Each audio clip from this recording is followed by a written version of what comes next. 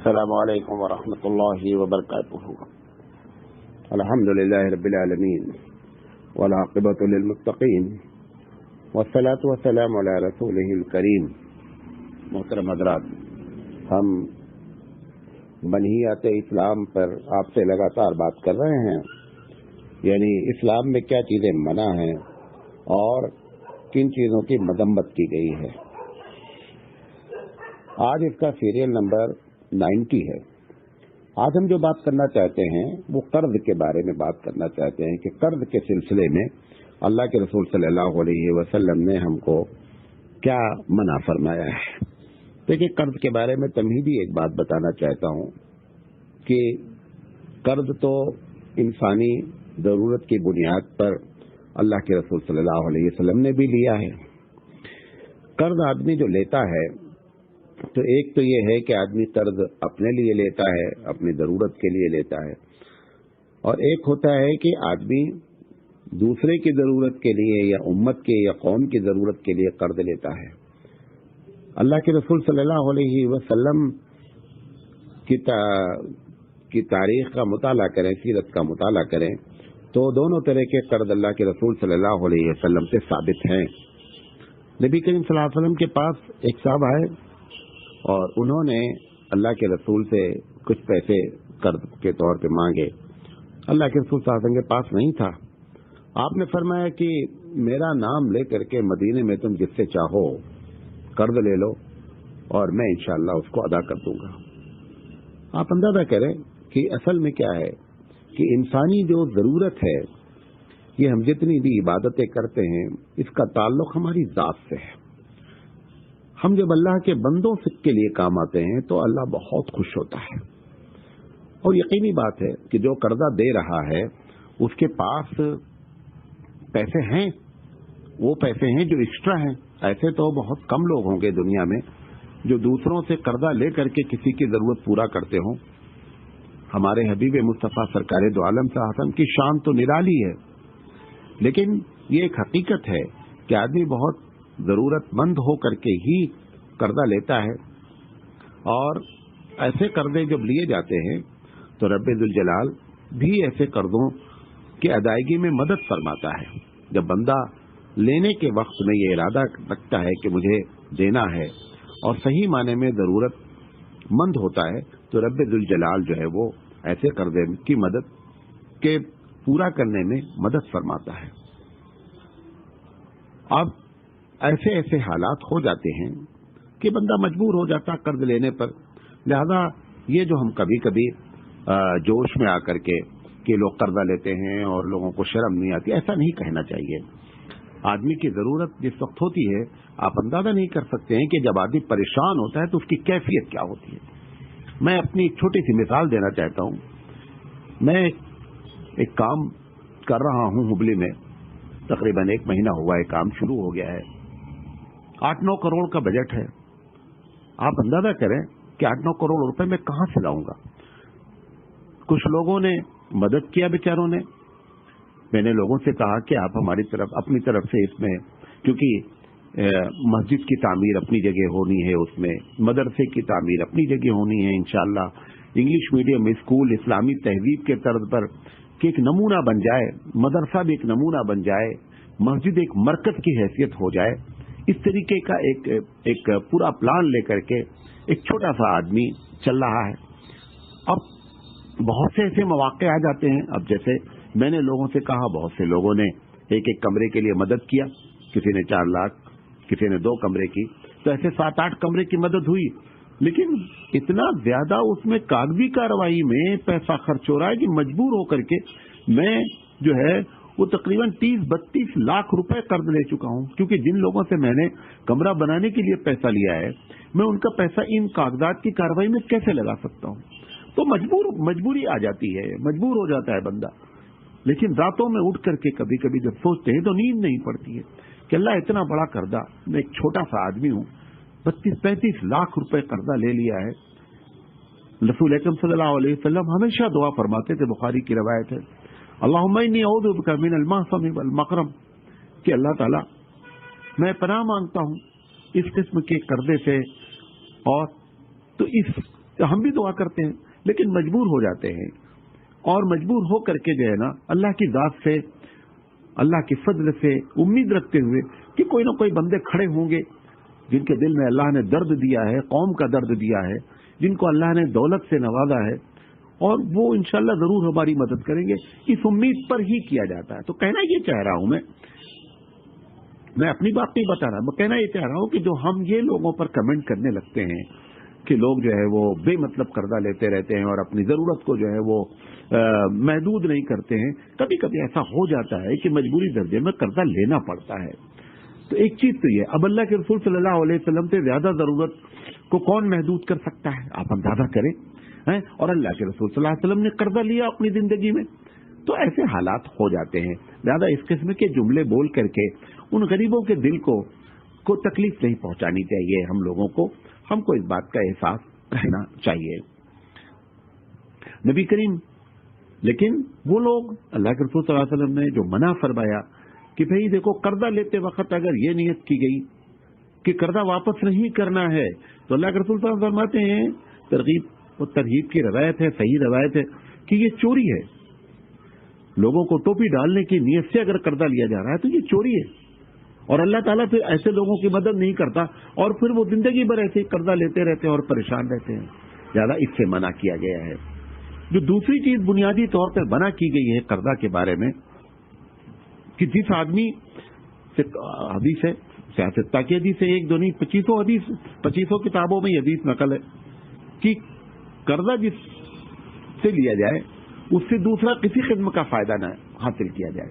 اللہ کے رسول صلی اللہ علیہ وسلم نے اسے سختی سے منع فرمایا، جس کو ہم سود کہتے ہیں۔ آپ کو حیرت ہوگی، میں تو تصور نہیں کر سکتا تھا، میں جب یہاں پر آیا تو میں کم سے کم 20-25 مسلمان ایسے شہر میں لوگوں کو جانتا ہوں جو آفس کھولے ہوئے ہیں اور سود کا اور بڈی کا دھندا کر رہے ہیں، بڈی کہتے ہیں یہاں، سود کا دھندا کر رہے ہیں، اور لوگوں کو قرضہ دیتے ہیں، اور لوگوں کو جو ہے وہ کیا کہتے ہیں اس پہ سود کھا رہے ہیں۔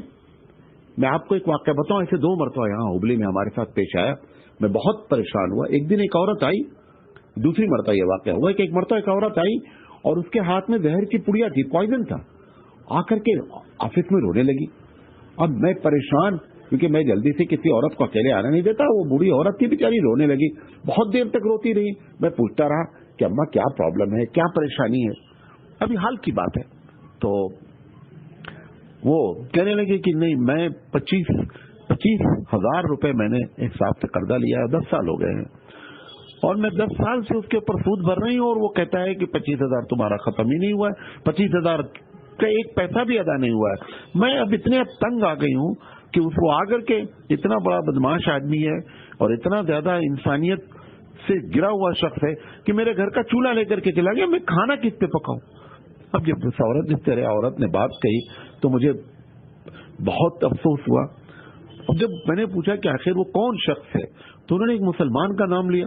مجھے حیرت ہوئی کہ مسلمان ایسا کر سکتا ہے؟ یہ اللہ کے رسول صلی اللہ علیہ وسلم کے ماننے والے لوگ ہیں، جس میں سود کھانے کے لیے کہا گیا ہے کہ سود کا ادنا گناہ ایسا ہے گویا کہ آپ نے اپنی ماں کے ساتھ زنا کیا۔ میرے علم میں کوئی ایسی حدیث نہیں ہے، ہو سکتا ہو، لیکن میرے علم میں کوئی ایسی حدیث نہیں ہے جس میں یہ بات کہی گئی ہو کہ کسی گناہ کو تشبیہ دی گئی ہو ماں کے ساتھ زنا کر رہے تھے۔ میں نے کہا اچھا ان کا نمبر ہو تو بتاؤ۔ میں نے ان کو فون کیا، بلایا، وہ اتفاق سے مجھے جانتے تھے، میں نہیں جانتا تھا ان کو۔ میں نے کہا ایسی سی بات ہے یار، اور یہ 10 سال سے تم کو پیسہ بھر رہی ہو، تمہارا ایک پیسہ بھی کہہ رہے ادا نہیں ہوا، اور تم چولہا لے کر کے چلے گئے۔ میں نے بہت اللہ رسول کا حوالہ دے کر کے سمجھایا، لیکن وہ ماننے کے لیے تیار نہیں۔ کہا میں اگر ایسے چھوڑ دوں گا تو ہمارا دھندا بند ہو جائے گا۔ ہم نے کہا تم مسلمان ہو کر کے دھندا کرتے ہو، نماز پڑھتے ہو، اللہ کے حکم سے نماز پڑھتے ہو، اور اسی اللہ کا حکم ہے کہ سود حرام ہے۔ بہرحال ہماری ساری تقریر اس کے لیے بیکار ہو گئی۔ اس نے کہا، ہم نے کہا اچھا، ان سے کہا دادی آپ بیٹھیے، میں انشاءاللہ انتظام کر دوں گا۔ میں ایک صاحب سے میں نے کہا کہ بھائی یہ بوڑھی عورت ہے، یہ پوائزن کی پڑیا لے کر کے آئی ہوئی ہے، یہ کہہ رہی ہے میں زہر کھا لوں گی اگر مولانا صاحب آپ نے ہماری مدد نہیں کی۔ میں نے پھر 25,000 روپے ایک صاحب سے لے کر کے، اور ایک پیسہ بندہ چھوڑنے کے لیے تیار نہیں، 10 سال سے اس سے سود کھا رہا ہے، اور اس بوڑھی عورت کا چولہا لے کر کے چلا گیا۔ ہم نے کہا اچھا چولہا لے کر کے آؤ، میں پیسے کا انتظام کرتا ہوں۔ اور اس کے بعد پھر بہرحال پیسے کا انتظام کیا. میں بتانا یہ چاہ رہا ہوں اللہ کے رسول کہہ رہے ہیں کہ قرضہ پر کسی قسم کا منافع حرام ہے. امام ابو حنیفہ رحمۃ اللہ علیہ تو فرماتے ہیں کہ اگر کسی سے قرضہ لیا ہے تو اس کے گھر کے دیوار کے سائے میں کھڑے ہونا بھی ناجائز ہے. جس سے قرضہ لیا ہے اس سے گفٹ لینا ناجائز ہے. جس سے قرضہ لیا ہے اس سے کسی قسم کا تعاون لینا ناجائز ہے. اس کا ناشتہ، اس کا پانی، اس کا کھانا ناجائز ہے. ہاں یہ الگ بات ہے کوئی ایسا دوست ہے کہ جو آپ کو پہلے بھی ناشتہ پانی اٹھنا بیٹھنا تھا، وہ اس کے الگ حدیث ہے، ابن ماجہ کی روایت ہے. لیکن یہ کہ آپ قرضہ لینے کے بعد آپ کے ساتھ اس قسم کی سمپیتی شو کر رہا ہے، شفقت شو کر رہا ہے، یہ تو سب اس قرضہ کے بدلے میں ہے. آپ نے فرمایا کہ ہر وہ نفع جو قرضے کے بدلے میں آئے سب سود ہے. لہذا یہ منع کیا گیا قرضے کے سلسلے میں. اسی طرح گروی کے بارے میں ہے. لوگ شہر میں یہاں ہزاروں لوگ ہیں، ہزاروں مسلمان ہیں کہ جنہوں نے گھر جو ہے ان کا گھر ہے اور انہوں نے دے رکھا ہے لیز پر، اور وہ صاحب رہ رہے ہیں گھر میں فری میں. ان کو انہوں نے 5 لاکھ روپے دے دیا کہ جب میرا 5 لاکھ روپے آپ واپس کریں گے تو ہم آپ کا گھر واپس کر دیں گے، اور کرایہ نہیں دے رہے ہیں. سراہتن سود ہے. کوئی اس میں یہ بھی کہ نہیں ہے کہ کوئی دیوبندی بریلوی ڈسپیوٹ ہے خدا نہ خواستہ، لیکن لوگ کھا رہے ہیں، کر رہے ہیں. یہ مسلمانوں کے جو حالات خراب ہیں ایسے نہیں اللہ نے خراب کیے بھائی. دیکھ ہوتی ہے کہ بے عملی ہوتی ہے اور ایک ہوتی ہے بد عملی. بے عملی کا مطلب ہوتا ہے کہ آدمی نماز نہیں پڑھ رہا ہے، روزہ نہیں رکھ رہا ہے، یہ بے عملی ہے. بد عملی ہوتی ہے کہ جس چیز کو منع کیا گیا ہے وہ دھڑلے سے کر رہا ہے اور احساس تک نہیں ہے. عجیب و غریب بات ہے مسلمانوں کی. قرآن پڑھتے ہیں، قرآن پر ایمان لاتے ہیں، رسول پر ایمان لاتے ہیں، رسول سے محبت کا ہم دعویٰ کرتے ہیں اور رسول کی بات ماننے کے لیے تیار نہیں ہیں. خدا کے واسطے مسلمانوں، ہم اللہ کے رسول کے طریقے پر جب تک نہیں اتر کر آئیں گے تب تک ہمارا مسئلہ کوئی حل کرنے والا نہیں ہے. اللہ تعالیٰ اپنے رسول کو اتنا چاہتا ہے کہ اگر ہم اس کی بات ماننے پر آ جائے تو اللہ ہمارے ساتھ ہے، اللہ ہماری مدد کرنے کے لیے تیار ہے. گروی کا جو معاملہ ہے، میں چھوٹی سی تنظیم بھی چلاتا ہوں فلاح المسلمین اپنے علاقے میں، اور یہاں بھی کچھ حبلی میں بھی کام کرتا رہتا ہوں. ایک معاملہ جو ہے وہ کسان کا آیا، 50,000 روپے بیچارے نے قرضہ لے رکھا ہے اور مہاجن نے اس کو 50,000 روپے دے رکھا. اس کا کھیت قبضہ کیا ہوئے، اس پہ کھیتی کر رہا ہے 10 سال سے اور اس کا 50,000 برقرار ہے، کھیتی کا سارا فائدہ لے رہا ہے. میں نے ایسے کہا کہ ایسے جو لوگ ہیں ان کا مسئلہ انشاءاللہ حل کریں گے. تو میں نے ان کا کھیت، ہم نے کہا ٹھیک ہے وہ مہاجن کو بلاؤ، اور بلا کر کے ہم نے 50,000 روپے ان کو دے کر کے ہم نے جو ہے وہ معاملہ کہا ٹھیک ہے یہ کھیت ہم کو دے دو، میں اس میں کھیتی کروں گا، اور کھیتی کرنے کے بعد انشاءاللہ جو کھیتی کا فائدہ ہوگا ہم اپنا خرچہ نکالنے کے بعد کھیتی کا جو فائدہ ہوگا تمہارے 50,000 میں سے ہم گھٹا دیں گے. اب وہ اتفاق سے اللہ کا کرنا ایسا ہوا کہ اس میں گنا بویا گیا، اور گنا جو ہے جو بویا وہ گنا اس 50,000 سے کہیں زیادہ ہوا، 2 لاکھ یا 1.5 لاکھ، 2 لاکھ غالباً ہوا اس میں. میں نے اپنا خرچہ اور 50,000 نکالنے کے بعد جو بچا وہ پیسہ بھی اس کو واپس کر دیا اور اس کو کھیت بھی واپس کر دیا. وہ غیر مسلم پریشان کہ ایسا کیسے ہوتا ہے. ہم نے کہا بھائی ہمارا اسلام یہی کہتا ہے، ہمارے اسلام کی تعلیمات دنیا میں امن قائم کرنے کے لیے. اگر مسلمانوں نے اس قسم سے اللہ کے رسول کی تعلیم کو عام کیا ہوتا تو آج دنیا میں یا آج ہندوستان میں ہم منورٹی میں ہوتے، ہم اقلیت میں ہوتے. ہم کو دیکھ کر کے لوگ مسلمان ہونے کے بجائے اسلام سے نفرت کرتے ہیں. ہم نے وہ اخلاق اختیار کر رکھا ہے. اللہ کے رسول صلی اللہ علیہ وسلم نے کسی بھی ایسی چیز سے جو گروی رکھی گئی ہو، جو قرض لیا گیا ہو، اس سے منع فرمایا ہے. لہذا نبی کریم صلی اللہ علیہ وسلم کی سنت کو اپنانے کی کوشش کریں. قرضہ کے بارے میں یہ بھی فرمایا گیا ہے کہ اگر ایک آدمی کے پاس جو ہے وہ گنجائش ہے، قرضہ لیا ہے لیکن قرضے کو ٹال مٹول کر رہا ہے، اس سے بھی منع کیا گیا کہ قرضہ دینے والے نے آپ کا وقت پر مسئلہ حل کیا ہے تو جب آپ کے پاس گنجائش ہو گئی ہے تو آپ اس کے پیسے کو ادا کریں. اللہ کے رسول فرمائے یہ بات تو مناسب نہیں ہے کہ قرضہ لینے والا جو ہے وہ قرضہ دے دیا بیچارہ، اور جب تم کو گنجائش ہو گئی واپس کرنے کی تو تم اس کو لٹکا رہے ہو. اسی بنیاد پر کیا ہوتا ہے اس کا نتیجہ کہ بیچارے بہت سے صحیح معنی میں پریشان حال لوگ بھی جب ان لوگوں سے کے پاس جاتے ہیں جو قرض وغیرہ دیتے ہیں وہ دینے سے انکار کر دیتے ہیں. کیا کریں، کہاں تک قرضہ دیں؟ کیوں؟ کیونکہ لوگ جو ہے انہوں نے پہلے سے ارادہ کر رکھا ہے کہ ہم کو ٹوپی ڈالنا ہے، ہم کو جو ہے وہ مطلب پیسہ واپس نہیں کرنا ہے. لہذا قرض کے سلسلے میں یہ بات بھی یاد رکھیں، اور قرض جو لوگ لیتے ہیں وہ بھی اس بات کو دھیان رکھیں، ایک طرفہ بات ہی نہیں ہے، دونوں طرفہ بات اللہ کے رسول نے فرمایا. آپ نے فرمایا، مسلم شریف کی روایت ہے کہ قرضہ پروردگار عالم شہید کے سارے گناہ معاف کر دیتا ہے، لیکن قرضہ نہیں معاف ہوتا ہے. عجیب و غریب بات ہے کہ کتنا بڑا، کیوں؟ وجہ کیا ہے؟ بندوں کا معاملہ ہے. اللہ تعالیٰ اپنے بندوں، آپ بندوں کے ساتھ اچھا معاملہ کریں، بندوں کے ساتھ اچھا برتاؤ کریں، اس سے رب ذوالجلال خوش ہوتا ہے. اور اس کا الٹا اگر کر دیں کہ بندوں کے ساتھ اگر ہم کوئی ایسا معاملہ کرتے ہیں کہ اس کے بندے کو تکلیف پہنچتی ہے تو یقینی بات ہے بہت ناراض ہوتا ہے. بندوں کی ضرورت کو وہ اپنی ضرورت کہتا ہے. معلوم آپ کو حدیث ہے، صراحتاً حدیث ہے کہ اللہ کے رسول صلی اللہ علیہ وسلم فرماتے ہیں کہ قیامت میں اللہ تعالیٰ کہے گا میں بھوکا تھا اور آپ نے مجھے کھلایا نہیں. وہ کہے گا آپ تو اللہ ہیں، آپ کہاں کھاتے، آپ کہاں کھاتے؟ وہ بولے گا فلاں بندہ آیا تھا اور اس نے اپنی ضرورت پیش کی تھی اور آپ نے اس کی مدد نہیں کی، آپ اس کو کھلاتے تو مجھے کھلاتے. کتنی بڑی بات ہے کہ بندے کی ضرورت کو رب ذوالجلال نے اپنی ضرورت کہا. اس میں اور بھی حدیثوں کا ذکر ہے، کپڑے کا ذکر ہے، کھانے کا ذکر ہے کہ اگر آپ بندے کی مدد کرتے تو اللہ کہتا ہے کہ آپ میری مدد کرتے. اس کی وجہ کیا ہے؟ نفسیاتی طور پر بتایا آپ کو بات، آپ کو یہ فطری طور پر بتایا کہ جو کسی چیز کا کریٹر ہوتا ہے، خالق ہوتا ہے، پیدا کرتا ہے، وہ اس کو فطری طور پر اس سے محبت ہوتی ہے. میں آپ کو چھوٹی سی مثال دے کر ایک بات سمجھانا چاہوں گا. آپ کے گھر میں ایک بچہ ہو، یو کے جی ایل کے جی کا بچہ ہو، وہ ڈرائنگ کرتا ہے، کبھی کبھی بہت خراب ڈرائنگ کرتا ہے، پھر اس کو کلر مارتا ہے، پھر اپنے ابا کے پاس آتا ہے، کہتا ابا دیکھیے کتنا اچھا میں نے بنایا ہے. اب ابا دیکھتے ہیں بہت خراب بنایا ہے. اگر وہ ڈیزائن لے کر کے اور ابا پھاڑ کر کے پھینک دیں تو دیکھیے بچے کا غصہ کتنا تیز ہو جاتا ہے.